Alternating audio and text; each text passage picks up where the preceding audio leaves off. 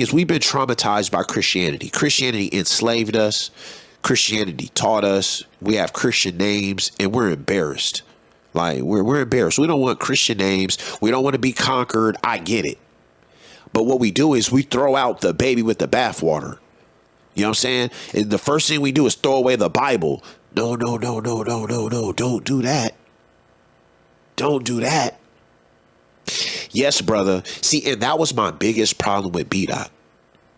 Like, you know what I'm saying? I say that like, I'm not talking about nothing personal. I'm talking about over ideology.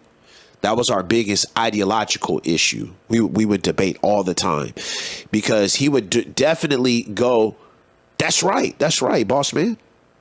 Boss man saying, if you throw away the Bible, you'll never get the basics. You're throwing away like does the Bible have things in there that have been used to hurt us? Yes. But it doesn't mean all of it is bad. You feel me? Like, is the Bible like, does it have laws that we should follow? Yes. But yes, they romanticize Kemet, dog. That's what I wanted to say. Yes, they absolutely do. They, you know what I'm saying? They'd be like, man, all religion is just meant for control. It's just like, yeah, but it's just like, what a lot of people don't think about is, how in the hell can we be unified without religion? Let's be honest. Can we be honest here? Our biggest competition is the Jews. Let's just be honest. Because they are organized. They are powerful. They are rich. That is period. Now, I'm not saying like in terms of war or anything like that. I'm talking about in terms of strategy. They got it together. But think about think about the Jews. They lost their nationality as well, right? They lost their nationality when they were enslaved. They were enslaved. Right? The Jews were enslaved, right? Is that facts? The Jews were enslaved in our lands in Egypt. They lost their nationality, right? And then they had to regain their just like us. We were enslaved and lost our nationality. But they found unification under Judaism. They picked a religion. They picked, you know what I'm saying, something ancient. They picked a flag, and then they found their own land, and now they have Israel. Good for them. Real shit.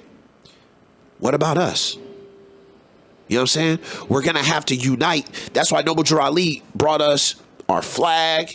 He brought us a religion, because that's the only way that we're going to unify. See, a lot of people in the black conscious community, they think that we're going to unify because all of our skin color is the same. What the hell? Skin color is not, you have to be bound by principle indeed. You have to be bound by principle, identity, indeed. This is where, like Bam from TV say, that's where nationality comes from. Nationality and creed. The Romans. See, here's the thing. So like when you ask the white supremacists, like they be asking the white supremacists, they be like Nick Fuentes, right?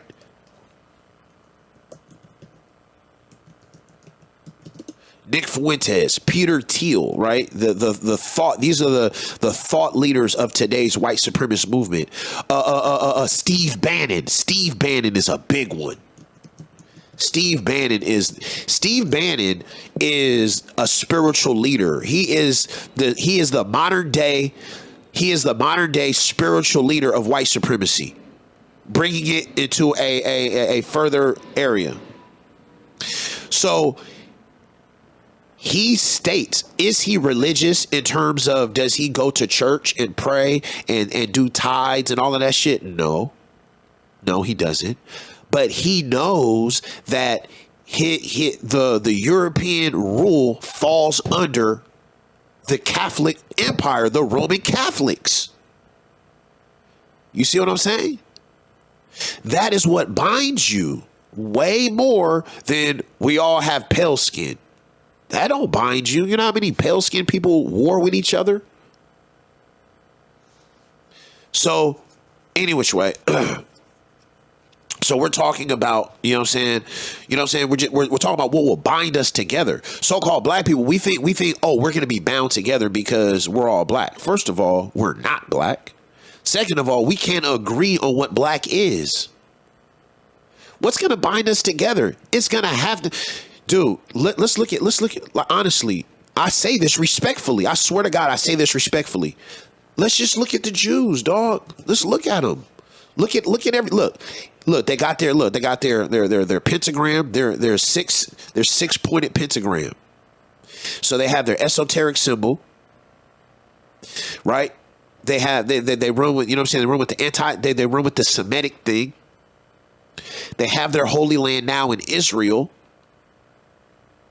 You know what I mean? They did it. They lost their nationality, right? Then, you know what I'm saying?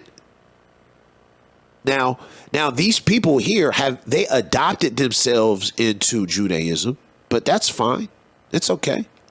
But the whole idea of us being united and so-called helping each other and all that kind of stuff is going to come from something deeper than we both have the same skin color.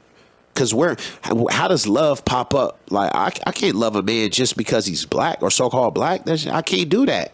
What would make me love a man, right? Pause, of course. You know what I'm saying? But what would make me love is, you know what I'm saying? I know his family. You know what I'm saying? I know his children. I know that, you know what I'm saying? He's kind-hearted. I know he believes in the same things I believe. You know what I'm saying? I'm willing to go to war with brothers like that. You feel me? These are our brothers we will kill for. Let's be honest. You know what I'm saying? So that's going to bind us together, not the fact that, you know what I'm saying, we are so-called Pan-African. Anyway, so yeah, there was a story there. I got the book in my garage. I'll take it out and read it. It was a great story, but you know, anyway. So